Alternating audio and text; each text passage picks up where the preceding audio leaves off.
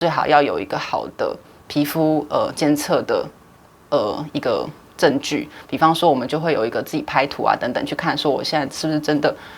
比较不干，表皮比较不干，或者是真皮有没有一些变化等等。那这些图只要让我们的个案师在一起帮忙看，就会觉得比较放心，知道自己的这个过程是不是在一个对的方向上。一次急性发作的快速消肿。你当时是怎么开始肿起来的？那个时候是从脚先开始整个大红肿，然后过几天之后就发现就蔓延上来大腿啊，然后脖子啊、脸就整个肿起来了。你当时在国外，当地的医师是怎么跟你说的？我那时候有发生这状况的时候，我就先问了院长，然后院长意思是说，如果在治疗就医之后呢，医生说有需要用药的话，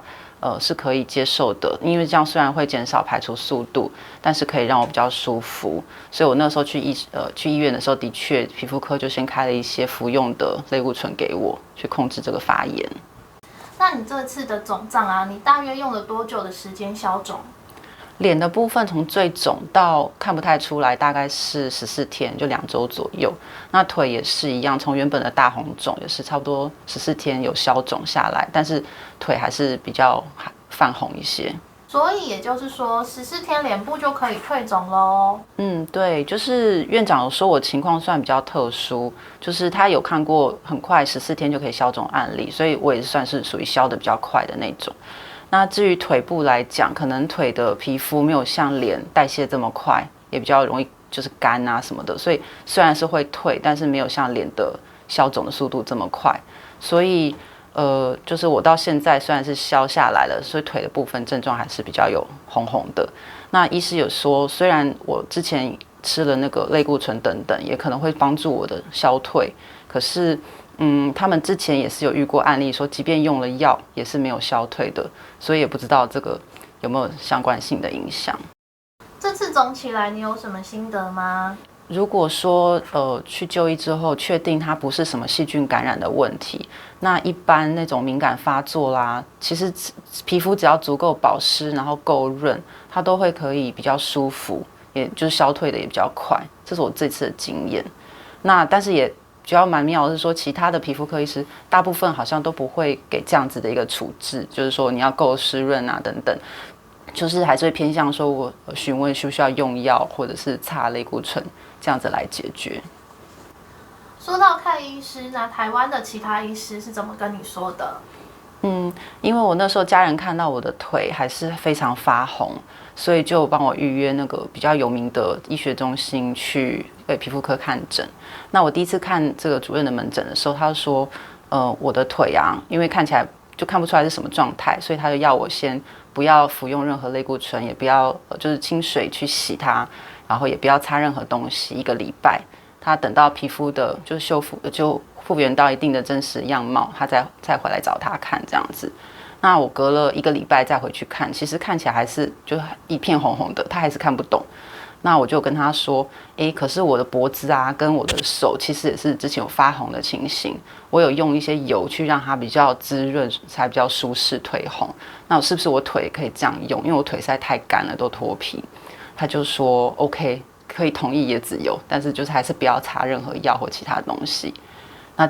这样经过再1个礼拜再回去找他，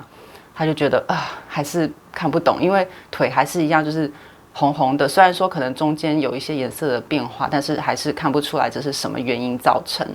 就无法诊断。所以，但是他有问我说，那这样的话需不需要就是吃药来控制这个发炎？但考虑说，因为我不会在台湾有比较长的时间，所以就暂时没有用药。那他也同意，就是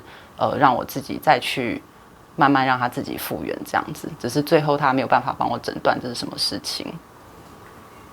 那距离上次回诊之后到现在，其实我自己在家里面护理这样子，等于又多了1个礼拜的时间。那中间一样也没有服药，也没有擦药，就是单纯在腿部用一些就是食用油、安全产品这样子去加油加润。我觉得他现在状况来讲，就是整体退红，就是退了很多，只是当然没有像脸的速度这么快，所以我认为这个方向应该都还是正确的。脸啊跟脖子当时很肿吗？真的都没有擦药哦，那到底是怎么消肿的？那个时候真的超肿的，就是脸已经不是我原本的样子，然后还有流组织液，然后耳朵也会肿起来，那很辛苦啊。然后一路就是到脖子这边都会有就是红斑、红疹这样子。那国外其实很热，所以只要有汗流过的地方刺激到它都会很不舒服。然后因为我没有擦药，就是不愿意擦药，我就是只有用口服类固醇来就是压一下这个发炎症状。但是同时在外部我就是加强油敷，然后甚至保养品闷敷等等，就让它不能干掉，一直都是属于油润的状态。然后再加上就是很密集的大敷面去移除。也可能是因为环境就是比较我住的地方热带地区是比较热的，所以也会帮助我排汗等等，所以就是消除的速度就蛮快的，很快就消退下来。经过这一次，你知道怎么做肌戒毒了吗？我觉得这是一个很好的问题，因为其实我已经肌戒毒很久很久了，大概有超过10年的时间。那只是后来因为过去10年因为搬到国外去，所以就采用比较佛系的戒毒方式，没有特别在脸上做什么积极的护理，但是也从来都没有乱用什么东西。但是我每次回国的时候，去看也是会回来这边拍图啦，或者是做一些跟院长再聊一聊。那他会觉得很奇怪，为什么10年我的脸都什么慢慢的不温不火，也没有什么变化。但是他也没有说一定我要去做什么产品的继续的闷敷啊，或者是敷面等等。他只有跟我说，既然你都已经住在很炎热的地方了，基本上生活本身就已经是在帮你做闷敷。所以在国外10年下来，就是因为就佛系的肌戒毒，然后也的确没有乱用，也没有什么皮肤的症状。但是这次不晓得为什么，就是从脚开始大爆发开始，脸就一起排除了，而且是就是很剧烈排除，完全没有心理准备。所以那时候也很紧张啊，就远端请教了那个我个案师还有院长。那他们也很有耐心的教我说，应该要怎么去一步一步的做滋润和保湿，来度过那个比较爆发不舒服的期间。那发现说，其实只要好好滋润，让那个表皮软化，它就能够代谢，然后再加上大敷面的排除，那整个红热症状就可以慢慢的消掉。那这个东西就是我之前想说，那为什么会这么痒嘞？我都已经上这么多的滋润的东西了。那个案师有教我说，其实就是因为你下面的东西在上来的过程，有些颗粒会去摩擦管壁，在那边上上下下。可是我表皮又太干，没有办法让它真的完全出来，所以就会觉得很痒。所以只要说真的是表皮够润，它就会排出的比较顺。不然的话，它累积在下面，它可能就会一样变成一些后角质的堆积，或者是底层发炎的情形。所以总之就学到了这个整个新的一课。那也知道说，其实如果我没有用药，只要是表皮是健康的结构，它其实也是可以自然痊愈。这是这次的想法跟心得。最后，你有什么可以帮其他敏感肌或者是酒糟肌急症发作的朋友说明的吗？我发现啊，就是在这次大爆发之后啊，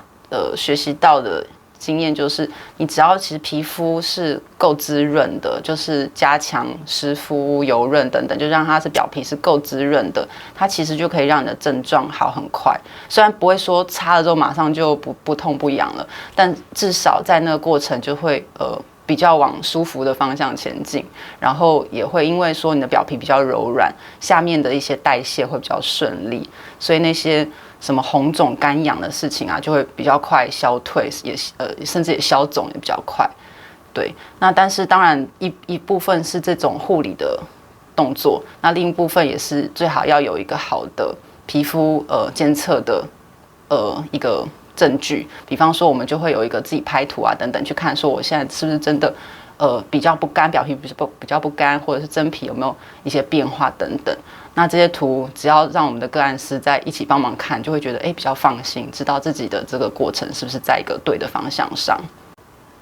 所以你的经验是，只要好好的监测并追踪皮肤的显微状况，就可以理解肌肤代谢，是这个意思吗？因为其实肉眼没有办法真的看到你皮肤实际的情况，就看起来都好好的，但也许下面波涛汹涌。所以如果可以就是真的用监测去看到里面的情况，然后定期去看它的追踪变化，就可以比较知道说皮肤现在的一个代谢的情形是什么。那所以如果说你只是看到皮肤红红的干干的，你也不知道它是细菌感染呢，还是就是没有细菌在发炎而已。但是如果你可以好好监测，好好追踪，不论最后是猜对或猜错，其实就是可以用这个显微图片可以告诉你真相。这是我觉得就比较放心的地方。